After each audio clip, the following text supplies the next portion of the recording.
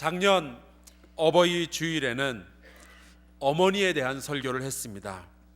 어머니의 사랑이라는 제목으로 예수께서 12살 되던 해에 예루살렘에 올라가셨다가 벌어진 그 해프닝을 가지고 그 가슴앓이를 하는 그 어머니, 이 세상의 모든 어머니들이 가지고 있을 법한 그 자녀들을 향한 사랑과 그 헌신, 그것을 우리가 함께 나누고 그 어머니들을 우리가 섬기고 사랑하고 존경해야 한다라는 그러한 말씀을 함께 나누었습니다.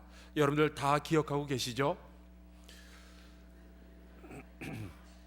그 어머니에 대한 사랑에 대한 설교를 하면서 제가 여러분께 약속하기를 2014년에는 이 어버이 주일에 아버지에 대한 설교를 하겠다라고 말씀을 드렸습니다.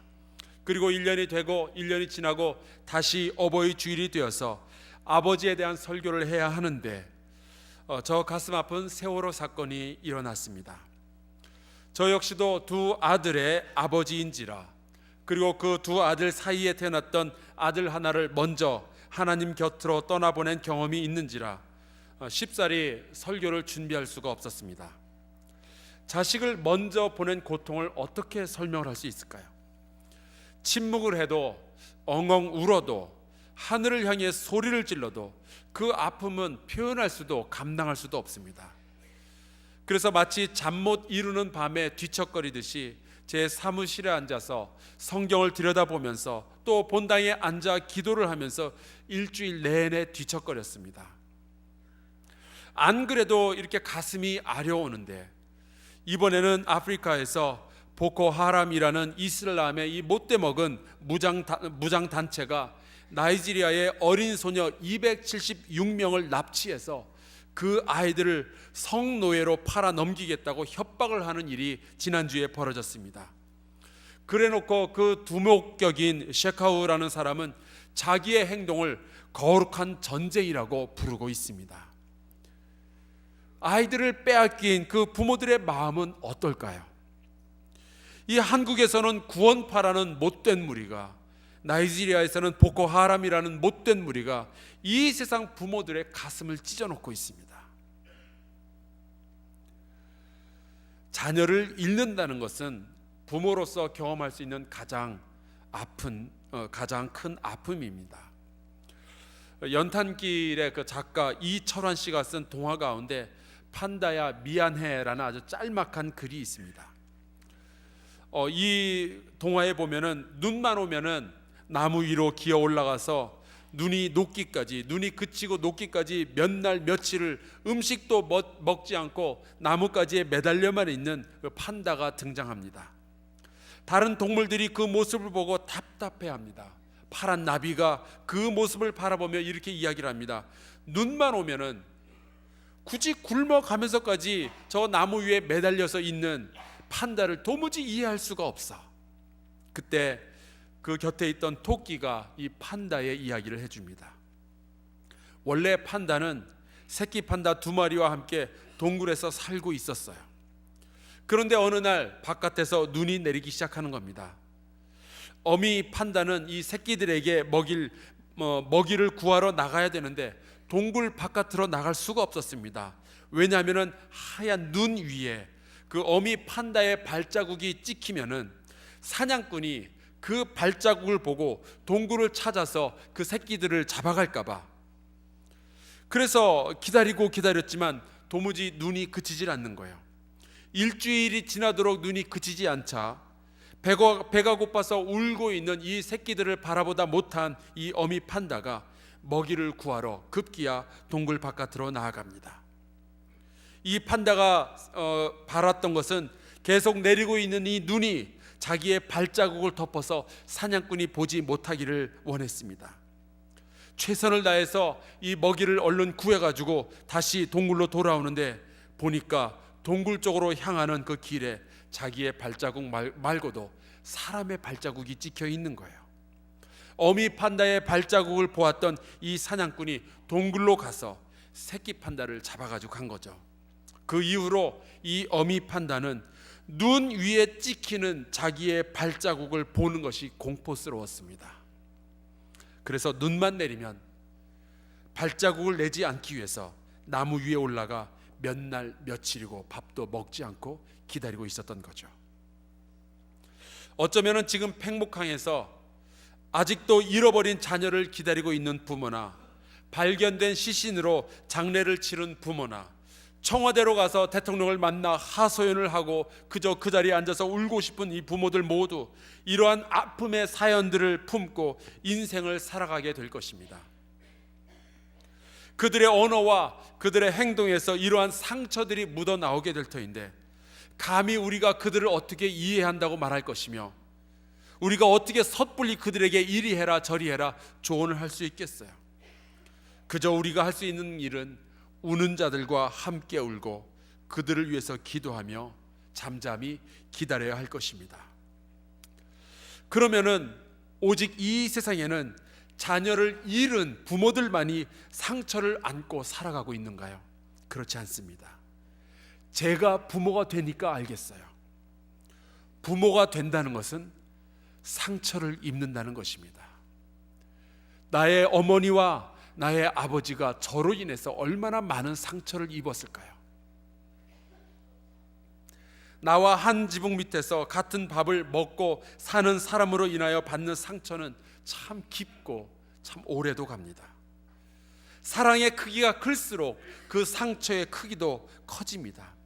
내가 사랑하는 사람을 지켜주지 못한 상처도 너무나 아프고 내가 사랑하는 바로 그 사람이 나를 미워할 때도 너무나도 아프고 내가 사랑하는 바로 그 사람이 나를 배신할 때에도 우리는 몸서리치도록 고통스러운 나날을 보내야 합니다. 사랑의 깊이가 깊을수록 그 상처의 깊이도 깊어져요. 어찌 보면은 사랑한다는 것은 상처받는다는 것과 동의어처럼 보입니다. 요즘 더더욱 그렇게 느껴집니다. 특히 부모이기 때문에 자녀로부터 받아야 하고 견뎌야 하는 상처와 아픔들이 있어요. 이 아이들이 나에게 잘못해서 뿐만이 아니라 이 아이들이 고통받고 있을 때, 이 아이들이 잘못된 일들이 일어났을 때 우리 부모들은 고통을 받고 상처를 받게 되어 있습니다. 아이를 뱃속에 넣고 있는 이 40주간의 시간도 참 힘들고 아이를 낳는 그 순간의 그 상처와 아픔이 또 있어요. 그 아이를 키우기 위해서 잠 못 자는 모든 시간들은 어떠한가요? 이 아이들이 감기에 걸리거나 이 아이들이 넘어져서 다치거나 할 때 우리의 가슴속에 남게 되는 그 생채기들은 어떠한가요? 그나마 아이들이 예쁘고 사랑스럽고 아이들만 쳐다보면 웃음이 나오니까 견딜만 하기는 하지만 아이들은 3살이 되기 전에 평생 할 효도를 다 한다고는 하지만 그래도 자식을 낳고 기르는 가운데 부모들은 엄청난 상처를 이 자식들로 인해서 받을 수밖에 없습니다. 우리가 그러한 상처를 우리 부모들에게 주었고 지금 우리가 부모가 된 이 상황에서도 우리의 자식들로부터 그러한 상처를 또 받고 살아갑니다. 오늘 우리가 함께 읽은 이 누가복음 15장에는 그렇게 자식으로부터 상처 입은 아버지의 이야기가 있습니다. 이 이야기는 탕자의 비유로 잘 알려져 있어서 제목만 놓고 보면은 마치 이 아들이 이야기의 중심인 것처럼 되어 있습니다. 하지만 예수께서 이 탕자의 비유를 말씀하신 이유는 그 아버지 되신 하나님을 소개하기 위함이었습니다. 그 아버지의 사랑을 이야기해 주기 위함이었습니다. 그러니까 이 이야기에 나오는 상처받은 아버지는 사실 하나님의 이야기입니다. 저는 오늘 이 탕자의 아버지의 이야기를 보면서 믿음을 가진 부모들이 어떻게 이 상처받은 세상, 어두운 세상 가운데서 부모로서 상처받으면서도 이 아이들을 다스려야 할지 그 부분에 대해서 함께 이야기를 나누려고 합니다. 왜냐하면 수많은 부모들이 흔들리고 있기 때문입니다. 부모들이 흔들리고 있으니까 자녀들이 흔들리고 그 모든 일들을 통하여서 이 사회가 함께 흔들리고 있습니다. 오늘과 같은 어버이 주일에 우리가 마땅히 부모에게 어떻게 효도해야 하는가 하는 것을 우리가 같이 나눠야 되겠지만 이미 성경은 그 부분에 대해서 충분히 이야기하고 있고 우리도 거기에 대해서 잘 알고 있습니다. 그러는 가운데 이 사회에서는 우리의 자녀들이 쓰러져 가고 있고 그들이 죽어가고 있어요. 과연 그들을 바라보면서 우리 부모들은 어떻게 해야 될까요? 그리고 그 자녀들이 우리 부모를 향하여서 당신이 싫다라고 말할 때, 우리를 거역하고 우리에게 불효를 행할 때 과연 우리 믿는 사람들은 뭐라고 말할 것이며 우리는 어떻게 상대를 해야 할까요? 오늘 우리 이 이야기를 통해서 그 부분을 같이 나누길 원합니다. 자녀들이 건강하게 잘 자라주고 공부도 잘하고 또 부모에게 효도를 하면은 별 문제가 없겠지만, 자녀들은 부모의 기대를 벗어나서 부모가 원하지 않는 방식의 삶을 사는 경우가 너무나도 흔합니다. 그때 우리가 어떻게 해야 될지, 수많은 부모들이 고민을 하지만 너무나도 많은 사람들이 이렇게 해야 한다, 저렇게 해야 한다 하면서 정확하게 우리가 나아갈 그 길을 보여주지 못하고 있습니다. 그런 모든 부모들에게 오늘 이 탕자의 비유에 나오는 이 아버지의 모습, 우리 하나님의 모습을 소개하기 원합니다. 이것은 악한 자녀를 가졌던 하늘 아버지가 사용하셨던 양육의 방법이고, 그 하늘 아버지가 우리에게 사용하셨던 방법입니다. 이 방법을 우리가 또한 우리의 자녀에게 사용해야죠. 어느 동네에 두 아들을 가진 아버지가 있었습니다. 그런데 그 두 아들 중에 둘째가 아버지에게 말하는데, 아버지가 죽으면 어차피 죽을 거니까 그 재산을 지금 미리 좀 달라는 겁니다. 저는 이 이야기를 묵상하다가 굉장히 큰 충격을 받았습니다. 그러니까 이 둘째 아들은 아버지에게 와서 이 말을 하기 전까지 머릿속으로 아버지의 죽음을 상상하고 있었던 거예요. 너무 괘씸해요. 더 나쁜 게 뭔지 아세요? 이 아들은요, 아버지가 죽으면 자기에게 돌아올 유익에 대해서 상상을 하고 있었던 거예요. 생각하는 것조차도 참 못된 짓들이 있어요. 머릿속으로 하는 살인과 머릿속으로 하는 간음 말고도 머릿속에 어떤 상상을 했다는 이유만으로도 회개해야만 할 일들이 참 많이 있습니다. 제가 이전에 목회했던 교회에서 있었던 일이에요. 100년이 넘는 교회 예배당에 처음으로 이런 스크린을 설치하기 위해서 우리 관리부 회원들이 모여서 회의를 하게 되었습니다. 제가 설명을 했어요. 이 교회에 지금 할머니 할아버지들만 계시는데 이 교회에 젊은이들이 찾아와서 예배 드리는 모습을 보고 싶다면 우리도 다른 모든 교회들이 하는 것처럼 이렇게 스크린을 설치해서 젊은이들로 하여금 뭔가 좀 에너지가 넘치는 그런 예배의 분위기로 바꿔야 되겠습니다 라고 이야기를 했어요. 그런데 제가 앉았던 테이블의 맞은편에 그 제 설명을 듣고 있던 교인이 한 분이 있었는데 1년에 한 번 정도 교회에 나올까 말까 하는 분이었어요. 그런데 어떻게 귀신같이 회의하는 건 알아가지고 이 회의에 참석하는 거예요.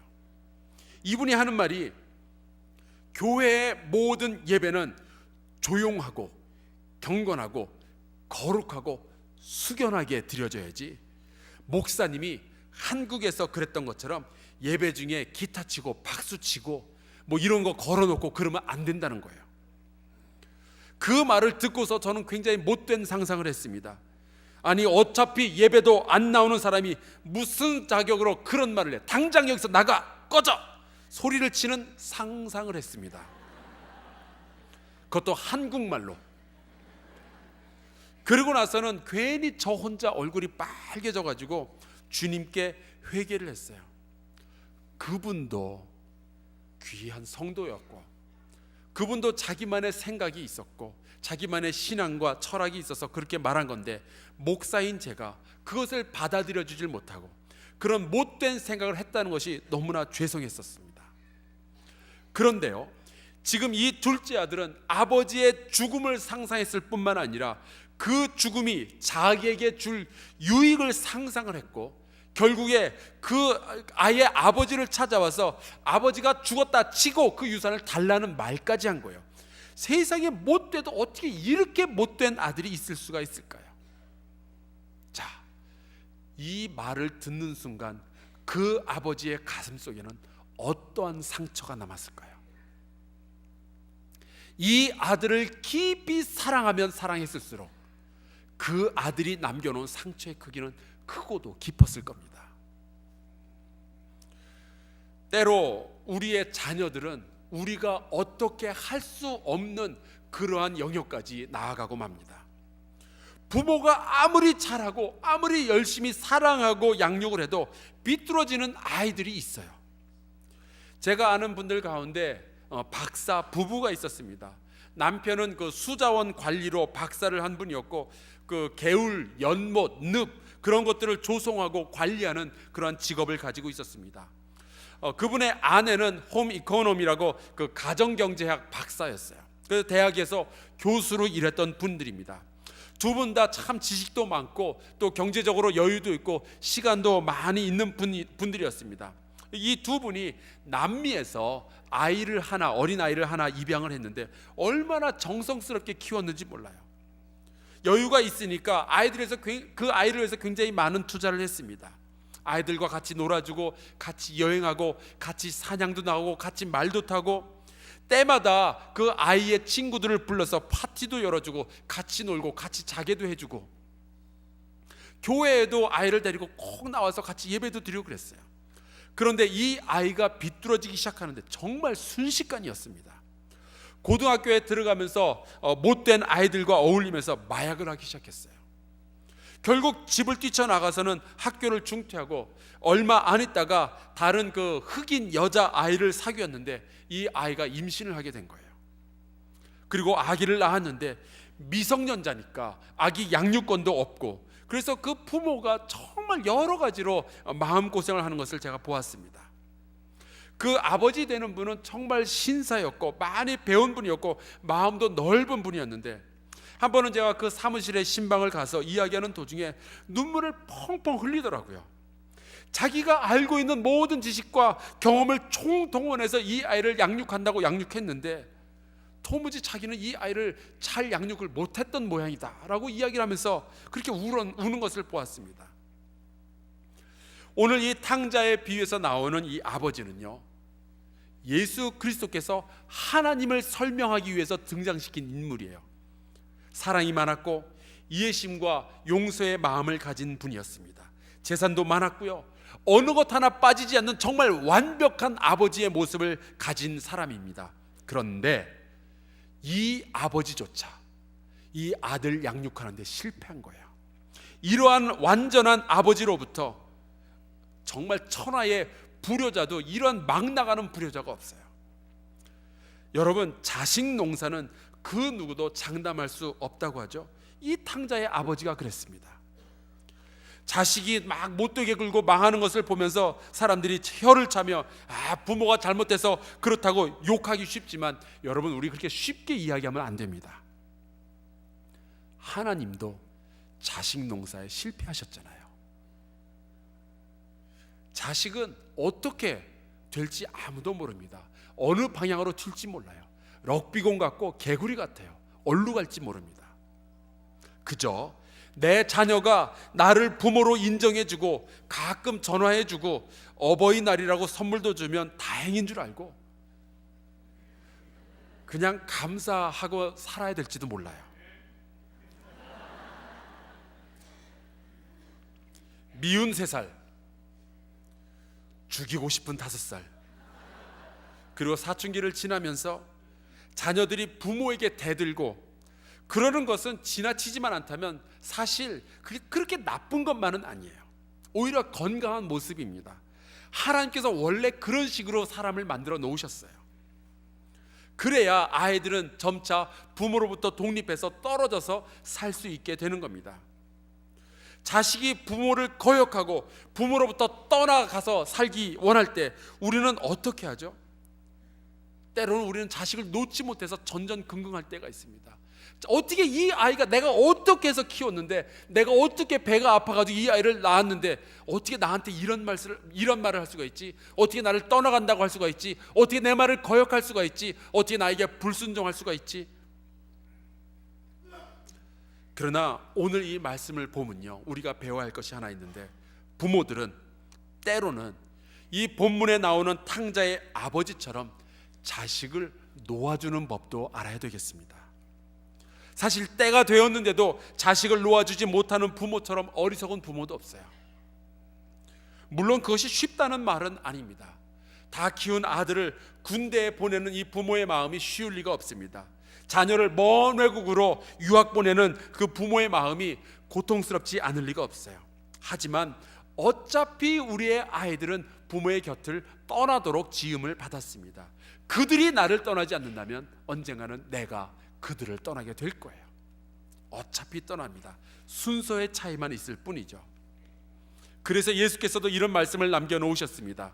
사람이 그 부모를 떠나서 아내에게 합하여 그 둘이 한 몸이 될지니라. 어차피 떠날 아이들, 우리는 하나님 아버지가 그러셨던 것처럼 떠나보내는 그 방법도 알고 있어야 합니다. 이 탕자의 비유를 통해서 또 하나 배울 수 있는 것이 있습니다. 아이들은요, 오직 고통과 실수를 통해서만 배울 수 있는 것들이 있어요. 가장 안타까운 자녀의 양육법은 자기 자녀가 실수하도록 도무지 내버려 두지 못하는 겁니다. 실수할 기회조차도 주지 않는 부모들이 있어요. 이른바 과잉보호라고 하죠. 아이들은요, 부모의 잔소리도 아니고 학교에서의 교과서도 아닌 스스로의 실수를 통해서만 배울 수 있는 것들이 있어요. 그런데 그 모든 실수할 수 있는 기회를 다 막아버리면은 이 아이들은 결국 그 실수로부터 배울 수 있는 그 기회를 잃어버리기 때문에 이 아이들은 건강하지 못하게 성장하게 됩니다. 미국의 부모들이 흔히 말하는 이 자녀 양육법 가운데 이런 것이 있습니다. Do less for your child and make him do more for himself. 아이들을 위해서 부모가 너무 많은 것들을 해주지 말고 그 아이들이 스스로를 위해서 스스로 일하게 만들어라. 그러면서 아이들은 더 많은 것들을 배울 수 있고 건강하게 자랄 수 있다는 이야기죠. 이 탕자의 아버지는요, 둘째 아들이 재산을 가지고 먼 나라로 가도록 그냥 내버려 두었습니다. 결국 이 아들은 자기가 가진 재산을 모두 날려버리고 음식 걱정을 하는 처지가 되었습니다.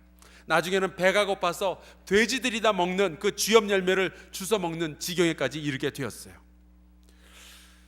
이 말씀을 묵상하다가 제가 생각이 나는데 기가 막힌 건요, 부모라면은 가장 깊이 상처를 입을 때는요, 자녀가 부모를 배신했을 때가 아니라 그 자녀가 고통당할 때예요.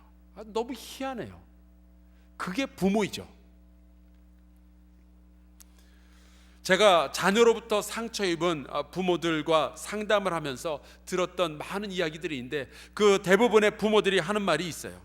그것은 자녀로부터 상처를 입었는데도 불구하고 그 부모들의 입에서 나오는 말은 자녀들한테 미안하다라는 이야기예요. 내가 잘못해서 그렇다. 내가 조금 더 잘 보살폈더라면 이런 일은 없었을 거라고. 내가 조금만 더 도와주었으면 이 자녀들이 더 잘 됐을 거라고 그렇게 이야기를 합니다. 자녀로부터 상처를 받는 것도 모자라서 이제는 자녀한테 미안한 마음을 품고 사는 거예요. 그게 부모인가 봐요. 하지만 상처 입은 모든 부모들에게 이 말씀을 드리고 싶어요. 아이가 잘못되는 것이, 아이가 실패하는 것이 반드시 부모의 잘못은 아닙니다. 아이들이 일단 학교를 가게 되면요, 그때부터는 부모가 아이들에게 주는 가장 큰 영향력이 아닙니다. 아이들은 부모보다 다른 것으로부터 더 큰 영향을 받게 되어 있어요. 아무리 잘 보살펴 주어도 일단 아이가 학교에 가게 되면은 그나마 하루에 서너 시간 정도 아이들에게 영향력을 끼칠 수 있어요. 중고등학교를 가죠? 겨우 하루에 한두 시간 정도 아이들에게 영향력을 끼칠 수 있을 뿐입니다. 애들이 대학교 가죠? 일주일에 한두 번이나 만나십니까? 아이들은 성장하면서 점점 우리가 관리할 수 없는 상황, 그 영역으로 들어가게 됩니다. 냉정하게 들을지는 모르지만 우리의 자녀들은 스스로 책임을 져야 할 일들도 스스로 만들어내게 되어 있어요. 이 말은 극한의 상황에 처한 자녀들을 가진 부모에게도 마찬가지로 적용됩니다. 수많은 부모들은 자녀들에게 좋지 않은 일이 일어났을 때 너무나도 자연스럽게 자기의 가슴을 치면서 내가 뭘 잘못했는지 그런 것들을 따져보게 되어 있어요. 그게 부모예요. 자식들에게 모든 것을 다 내어주었음에도 불구하고 더 내주지 못해서 미안한 마음을 품는 것이 부모죠. 우리의 부모들이 그랬고 우리가 지금 또 그렇게 살아가고 있습니다. 자식 앞에서는 늘 죄인처럼 살아가요. 하지만 정확한 진실은 알아야만 합니다. 그 아이가 병이 들거나 그 아이가 사회에서 실패하거나 가정에서 실패하는 것은 반드시 부모의 책임은 아니에요. 그들도 자유의지가 있고, 그들에게도 우리가 모르는 친구들이 있고, 그들에게도 나름대로의 철학이 있고, 그들에게도 우리 부모들이 알지 못하는 책을 읽은 경험들이 있습니다. 부모가 어쩔 수 없는 것까지 몽땅 다 책임을 지려하고 그것으로 가슴 아파하는 것은 부모가 가지는 자연스러운 마음일지는 모르겠으나 그리 지혜로운 것만은 아니에요. 놀라운 것은 탕자의 비유에서 나오는 이 아버지는 참 어렵지 않게 쉽게 이 아이를 떠나보냅니다. 그런데 여러분 아세요? 그거보다 더 놀라운 사실은요, 이 자기에게 극심한 상처를 입히고 떠나갔던 이 아들이 돌아왔을 때 아버지는 너무나도 쉽게 그 아들을 또 받아들여요. 자식의 그 배신으로 인한 상처가 깊었을 텐데도 이 아버지는 오히려 그 아들을 기다렸고, 아들이 돌아왔을 때 너무나도 기쁘게 환영해 주었습니다. 파티를 열어 주었어요. 이 아들은 인생의 바닥까지 내려갔습니다. 아버지의 재산을 몽땅 다 날려버렸고 실패자로서 돌아왔어요. 그런데 이 아버지는 그 아들을 다시 받아줍니다. 아버지는 그 둘째 아들을 떠나도록 내버려 두었지만 포기한 적은 없었던 거죠. 그것이 불효자 자녀를 대하는 우리 부모의, 믿는 부모의 자세가 되어야 합니다. 자식이 못되게 군다고 같이 머리 뜯고 싸우면서 얼굴을 붉히기보다는, 다시는 내 얼굴 볼 생각도 하지 말라고 그렇게 이야기하는 것보다는, 서리빨이 돋친 그러한 이야기를 하기보다는 하나님께서 우리를 대하셨던 그 태도를 우리가 우리의 자녀들에게 또한 보여주어야 합니다. 탕자의 아버지는요, 그 둘째 아들이 떠날 때부터 이미 용서하고 기다리고 있었어요. 어떤 분들은 이 용서의 과정을 굉장히 오랫동안 질질 끄는 분들이 있어요. 상대방이 잘못을 인정하고 사과를 하는데도 마음이 풀리질 않아가지고 막 화도 내고 전화도 안 받고 인사를 해도 인사도 안 받고, 그렇게 시간을 끌다가 상대방이 많이 괴로워하는 것을 확인한 다음에야 용서해 줍니다. 그러나 여러분, 오랜 시간 동안 괴로움을 주고 나서 용서하는 것은 진정한 의미에서의 용서가 아닙니다. 모든 벌을 다 받고 나서야 용서를 받는 것, 그거는 쓸데없는 거죠. 용서가 아닙니다. 정의라는 것은 나에게 상처를 준 바로 그 자녀가 잘못의 대가를 받도록 하는 거예요. 그러나 사랑과 용서는 그 자녀의 잘못으로 인한 대가를 부모가 그냥 지고 가는 겁니다. 상처를 내 안에 품고 내가 사겨내는 거예요. 바로 그것이 우리를 향한 하나님의 사랑이었습니다. 그런데 여러분, 여기에 놀라운 비밀이 숨어 있어요. 이 탕자의 비유에서 그 아버지가 그 둘째 아들과의 그 관계를 회복할 수 있었던 마지막 소망이 여기에 있었습니다. 만약에 우리의 자녀가 부모를 섭섭하게 했을 때, 그럼에도 불구하고 부모는 하나님의 사랑을 그 자녀에게 보여주어야 되는데요, 왜냐하면 어쩌면 그것이 자녀를 사랑하는 부모가 자녀를 바르게 다시 세울 수 있는 마지막 소망이기 때문에 그렇습니다. 그 자녀가 하나님의 사랑을 경험하도록 하는 마지막 소망이 이 사랑과 용서함, 다시 받아들여짐, 거기에 담겨 있기 때문입니다. 하나님께서는 우리가 하나님을 배반하고 우리가 죄악 가운데 빠져 있었을 때에도, 우리가 하나님에게 큰 상처를 남겨놓고 떠났을 때에도 우리를 포기하지 아니하시고 우리를 용서하시고 기다려 주셨습니다. 그 하나님의 사랑을 이제 우리 부모들이 품어야 할 때입니다.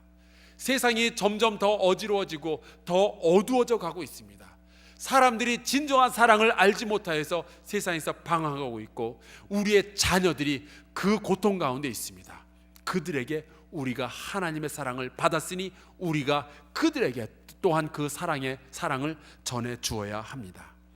오늘 함께 찬송가 290장을 부르며 우리를 향하셨던 그 하나님의 사랑을 기억하고 그 사랑을 우리의 자녀들에게 적용할 수 있기를 바랍니다.